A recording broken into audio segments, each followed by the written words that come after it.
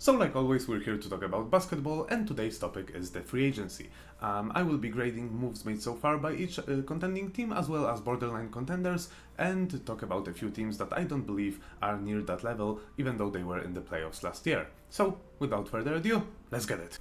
For clarity, the order that I will be going in is West Conference, then East Conference, top to bottom, contending teams first, then borderline contenders, and then the few teams that I don't believe are near that level. Alright, so the first team is Oklahoma City Thunder. So the Thunder have made two major moves so far, and it was trading for Caruso and signing Hartenstein.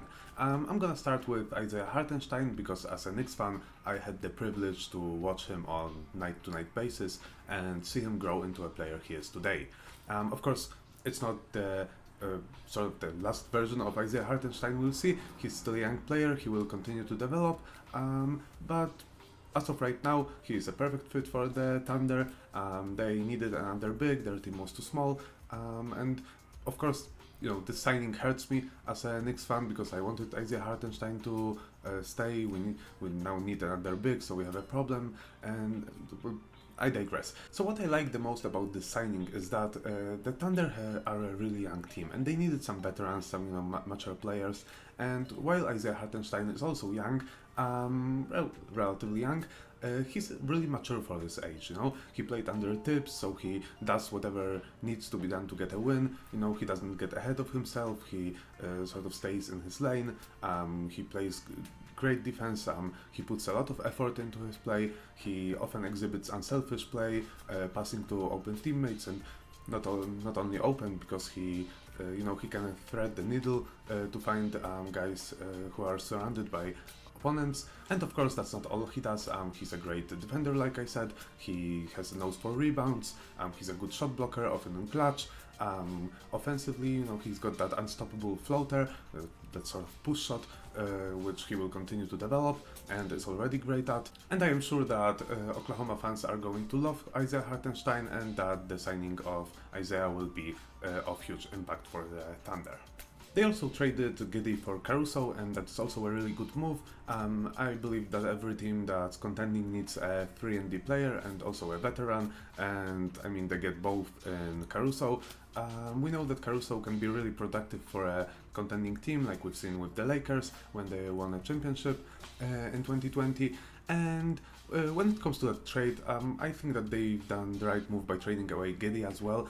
And I realized that Giddey is still a young player, and he could still develop into a really good NBA player, even though he sort of stopped in his development.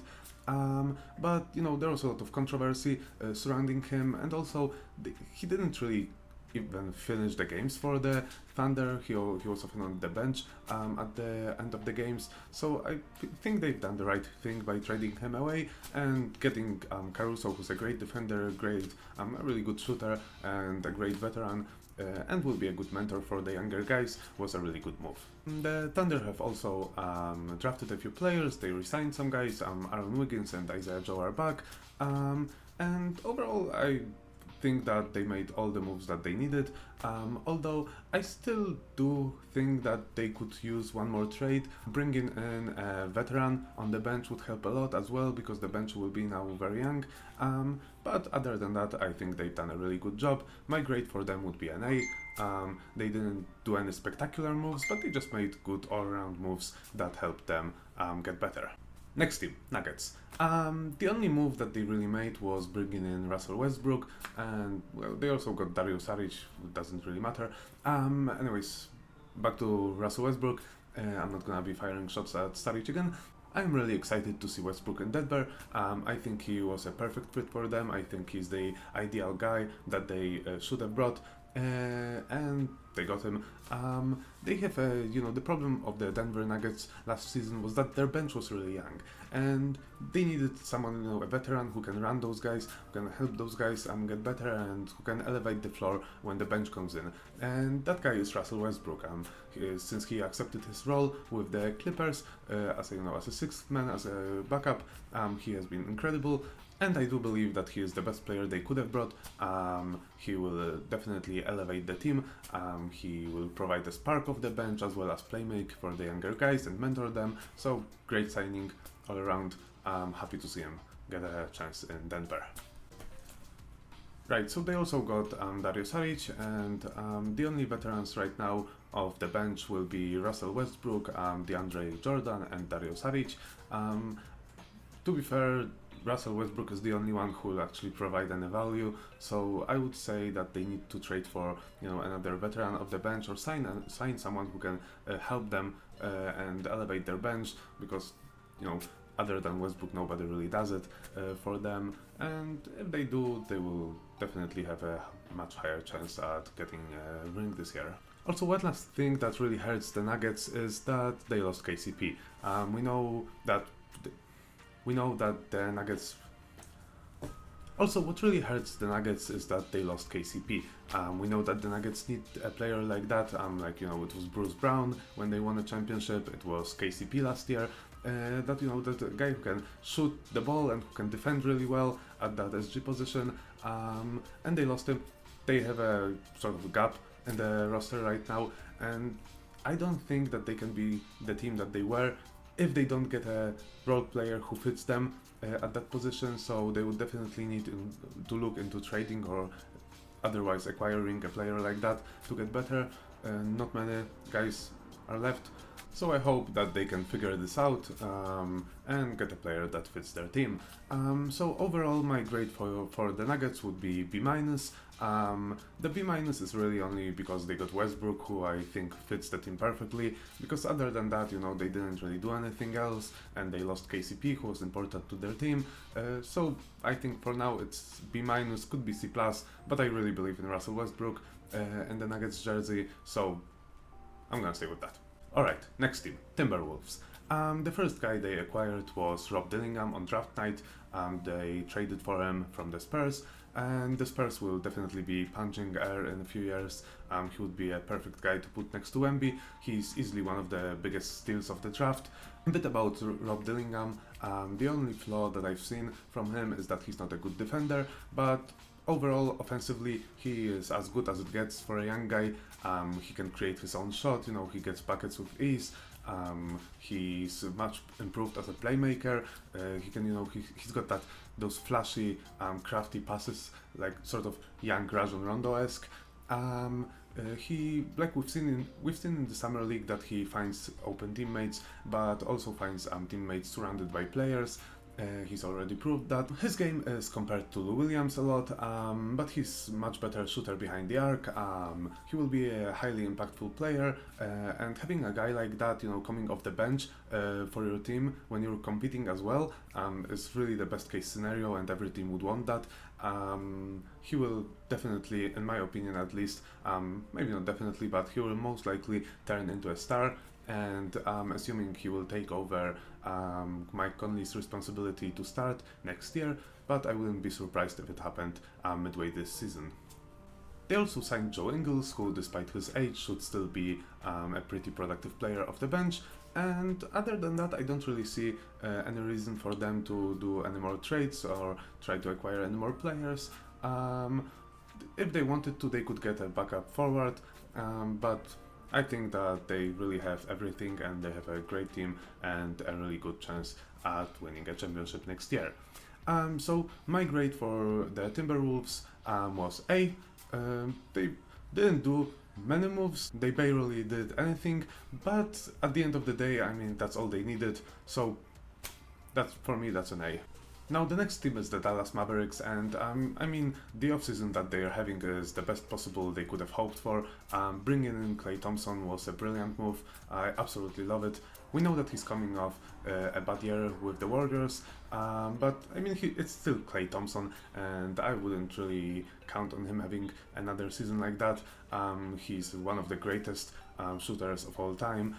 He's not the defender he once was, but he's still gonna be great for them. And you have to realize that right now he will be playing next to Luka and Kyrie, so he will have plenty of open shots, and he also has a lot of motivation for this season because he will want to prove the Warriors and the fans wrong. So I think that he will have an amazing year with the Mavericks, and I really believe that right now the Mavericks are one of the two best teams in the NBA, besides Celtics of course.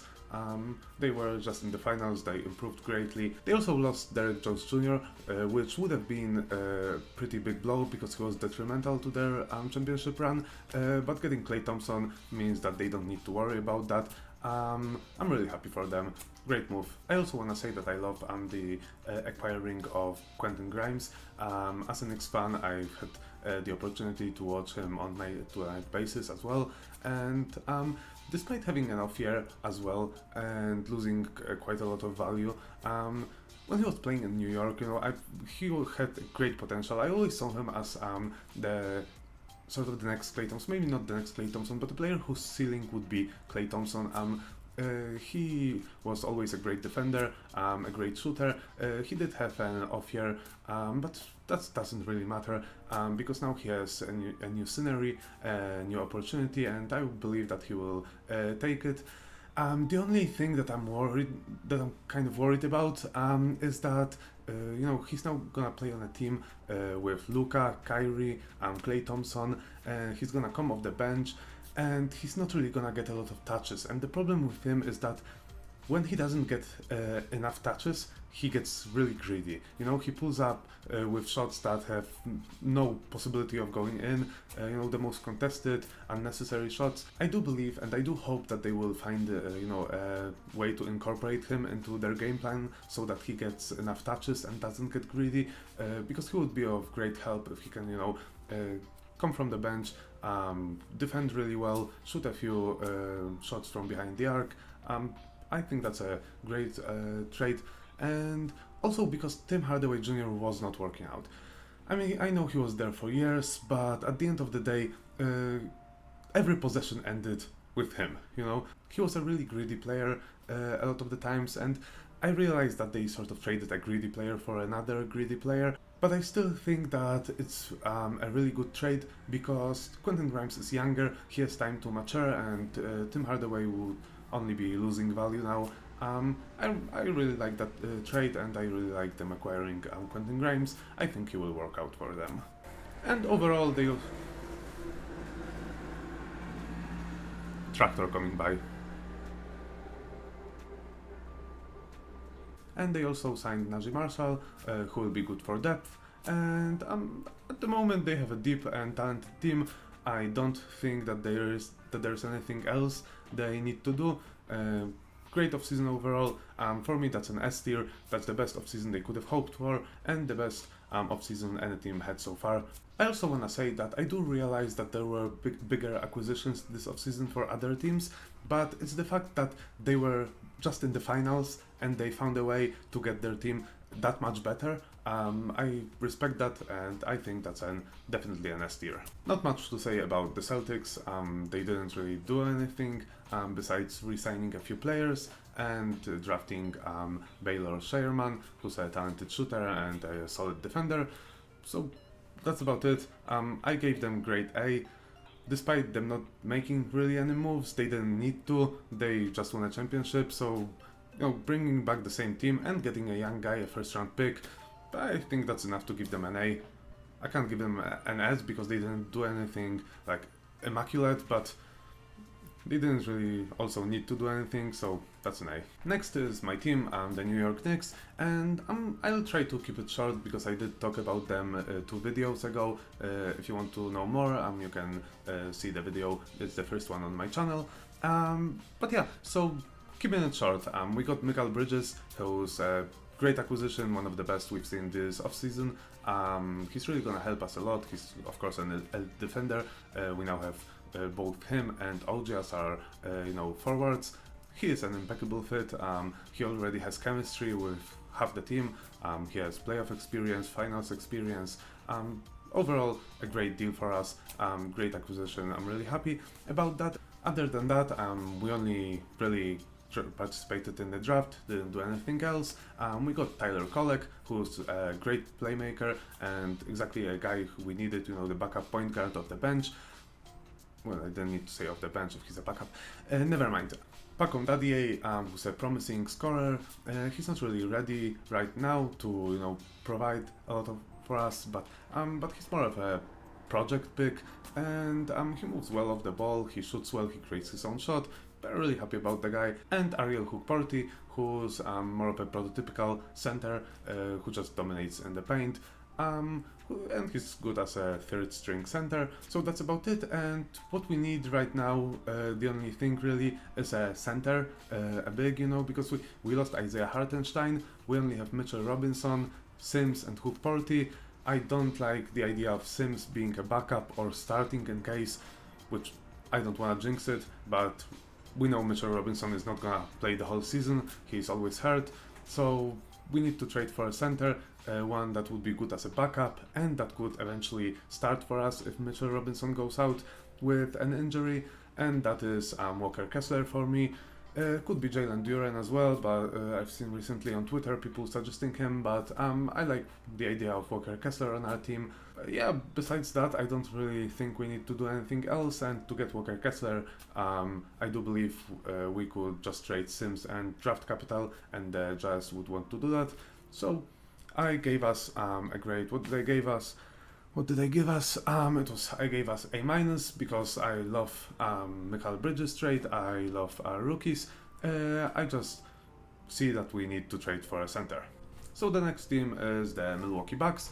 And the Bucks haven't really done much this offseason so far. They are having a terrible offseason. They've only really signed Delon Wright, Taurean Prince, and Gary Trent Jr. And those are not the signings that will help you improve your team by much.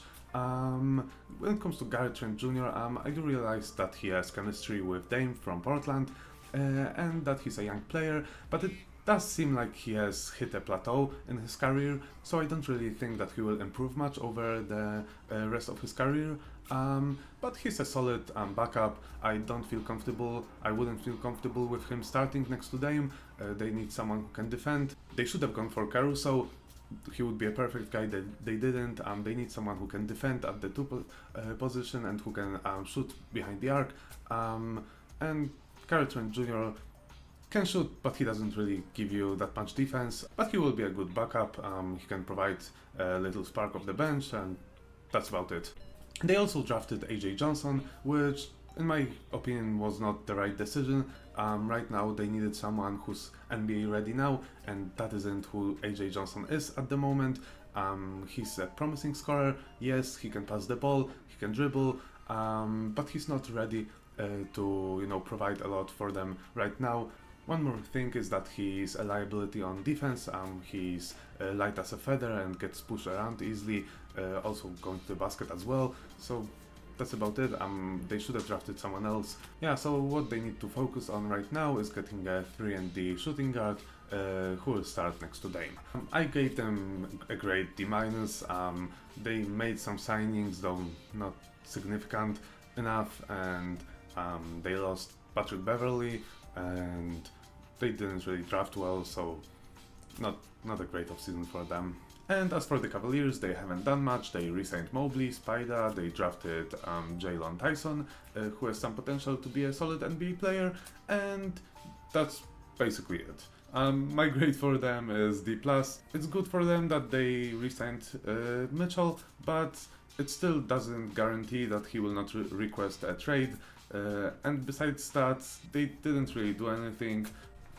Next team is the Philadelphia 76ers, and of course they signed Paul George. It's an incredible signing for them. He's exactly the guy that they needed. So far it was all about Maxey and Embiid scoring, and besides them, if they didn't have a game, no one was really scoring. Besides Tobias Harris getting his 2 points. So right now they have Paul George. It was a really good signing for them. He's obviously a really good defender, even at this point in his career. He can get his own buckets. He isn't a selfish player. He can move without the ball, which is perfect next to an MVP caliber player like Embiid and a young, quick guard like Maxey. Other than that, they signed some players. Caleb Martin. Who else was there? Eric Gordon and Andre Drummond. Those are really good role players, and they re-signed some of their own players. They re-signed Kyle Lowry, which is of course a really good backup point guard even at this point in his career. So they've done some really good moves. They have a really good team. I gave them a grade of A+. I was wondering whether to give them an S or not, but I still don't see them beating healthy Celtics or Knicks, so that's the only reason really why I didn't give them an S, but an A+. But overall, I think that they've done a really good job. Now let's get to the borderline contenders.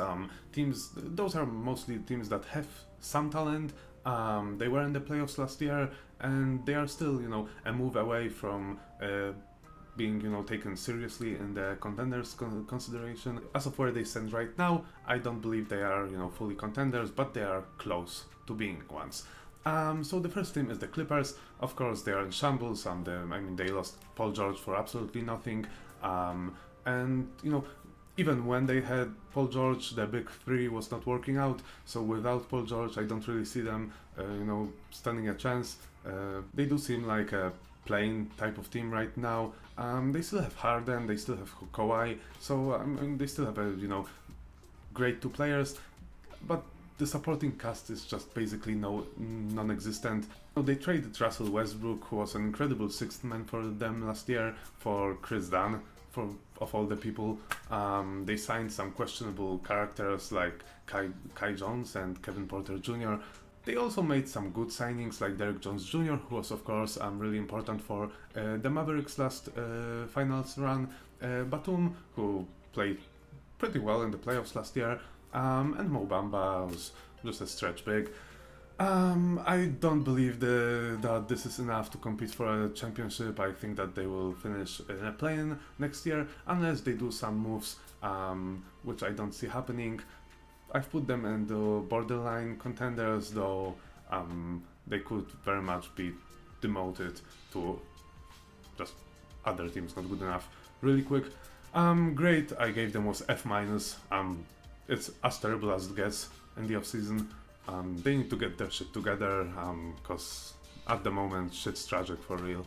So the next team to talk about is the Suns. I won't talk about them much because there's just simply nothing to talk about. They are not doing anything, and they are staying idle and waiting for God knows what. I only put them into borderline contenders, even though they were a first round exit and got swept, because, well, they still have Kevin Durant, Bradley Beal and Devin Booker, who are talented players. They still have some pieces to move, like Nurkic, but at the moment it seems like it's gonna be another miserable fail for them this season. I don't really see them doing anything spectacular and turning the team around, unless they make some moves, which I just don't really see what moves they could make. They're not gonna trade Kevin Durant, they're not gonna trade Booker, and no one's gonna be willing to take on Bradley Beal's contract. So maybe if they made some, trades around them, trade Nurkic, get some better role players, then maybe possibly they would have a chance. But right now, there's just nothing to talk about. So I gave them grade F-, just like the Clippers. And right now, as I'm recording this, I really think that when I said that the Clippers had as bad of an offseason as you can get, I was wrong. The Suns proved me wrong one chapter later, so the Suns are in absolute shambles. Next team is Lakers, and I'm also gonna try to keep it short, just like with the Knicks, because I already made a video about them, about what moves have they done and what moves could they do to get better. It was the previous video if you wanna see more about it. So what do I think about the Lakers?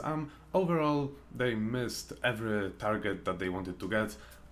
They didn't really improve much. All they've done was sign two rookies and Dalton Knecht, who I'm actually really high on. I think he will be a great NBA player, and he's ready to start for them this season, and he will fit well into this team. And Bronny James, who in my opinion is gonna be a serviceable role player. So yeah, that's all they've really done. They need to make some moves, obviously, if they want to get better. It doesn't seem like they are eager to do it. It might be another season where the Lakers aren't playing. My grade for them is D-. I would have given them an F, but I do like the pick of Dalton Knecht, so he's the only reason they are in the D tier. The Pelicans. I love the acquisition of DeJounte Murray. I think he fits the team perfectly. They needed someone to play make, they needed someone to defend next to CJ McCollum, who's not a great defender, and DeJounte Murray fits all the gaps for them. I do believe that he will do better than in Atlanta. Of course, he's coming off of bad, well, not bad, but worse 2 years than before in his career. But it's mostly due to sort of defensive culture in Atlanta. We know he was elite in the Spurs jersey as a defender, and yeah, I do realize that he had an injury that also sort of diminished his defensive abilities, but I still do believe that he will do better in a Pelicans jersey. He will of course do better offensively as well, because he was playing next to Trae Young, who's a bit of a ball hog, no offense of course. So I really do like the pickup for them. They also drafted Yves Missi. I believe that's a really good pickup for them. He's a great defender, great rebounder, and he will work really well offensively with DeJounte Murray, as he's a good lob threat. They still haven't done a lot about, well, anything about Brandon Ingram's situation. We don't know if he's gonna stay, if he's gonna get traded. As of right now, I gave them a grade B+. I think that if they sort the situation with Brandon Ingram and either he stays or they get someone good in return, it can be an A. For now, I think it's a B+. As for the Kings, they of course acquired DeMar DeRozan, which should be a solid pickup. It looks like he will be a good fit for them. He's of course an experienced player, experienced in playoffs, and he rarely misses games, which is also good. You know what they say, availability is the best ability. And he's also been the runner-up for a Clutch Player of the Year last year. So, you know, pairing him with Fox should give them an upper hand in close games. And overall, he's a pretty solid, consistent player and rarely has bad games. So I think that's a great pickup for them. They also drafted Devin Carter, who's sort of like a jack of all trades, you know. He can defend both smaller and bigger players. He can rebound. He can, you know, pass, get those pinpoint passes to his teammates. He should improve handling, but even now at this point, he can score in a variety of ways.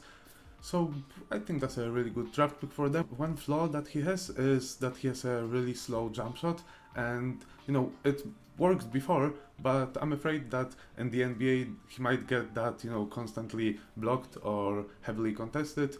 But as long as he works on that, he should be fine. I gave the Kings grade B. I think that, you know, they made some solid moves, drafted well, got a solid player to help improve the team. They didn't do anything spectacular, so it's just a B. It's alright. As of possible snubs, I wanted to talk about a few teams that were in the playoffs last year, though I don't really think they are even in borderline contenders conversation. So the first team would be the Heat. They did not improve at all and are still at risk of losing Jimmy Butler, so that's been their whole free agency, nothing more than that. The second team would be the Pacers, who I realized that they went to the ACF, but you know, despite that, they still didn't really show anything significant or anything that would make me believe in them. They beat the Bucks without Giannis and Dame for the majority of the series. Then they barely beat the Knicks without half our team, and then proceeded to get their ass handed to them by the Celtics.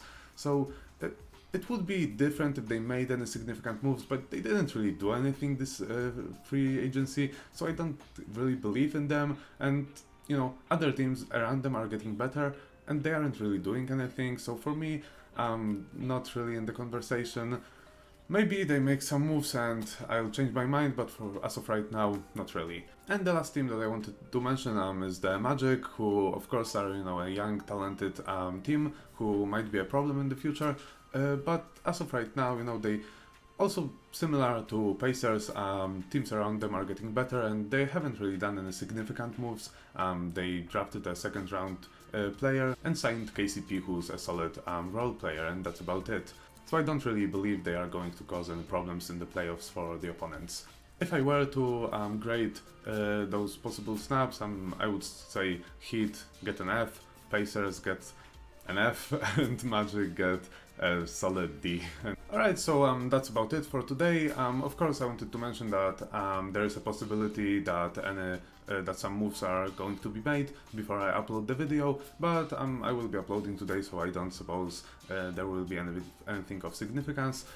If you enjoyed it, please leave a like and comment, of course, what do you think about moves made by contending teams this offseason, and let me know if you agree with me or not. Peace.